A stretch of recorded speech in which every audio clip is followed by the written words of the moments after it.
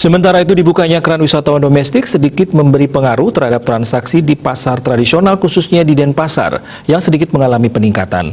Meski belum signifikan, momen kedatangan wisatawan domestik ini menjadi harapan bagi para pedagang. Di Rut Perumda Pasar Sewa Kedarma Kota Denpasar, Ide Bagus Kompiang Wirenade mengatakan, akhir-akhir ini ada peningkatan transaksi di pasar tradisional.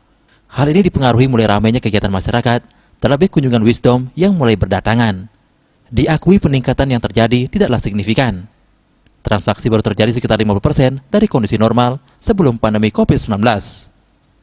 Sementara tingkat kunjungan ke pasar tradisional sudah mencapai sekitar 70%. Penyebabnya daya beli masyarakat masih rendah.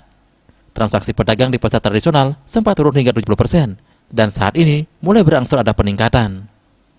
Disinggung soal penerapan protokol kesehatan prokes, sosok yang akrab disapa Gus Kowi mengaku masih tetap konsisten dengan yang sudah diterapkan sebelumnya, seperti pengawasan penerapan prokes, baik pada pengunjung ataupun pedagang, penyediaan fasilitas prokes seperti tempat cuci tangan, bilik sanitizer, serta penyemprotan disinfektan secara berkala.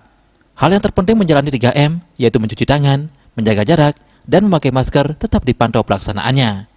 Saat ini klaster pasar sudah berkurang, dan diharapkan upaya yang dilakukan membuahkan hasil.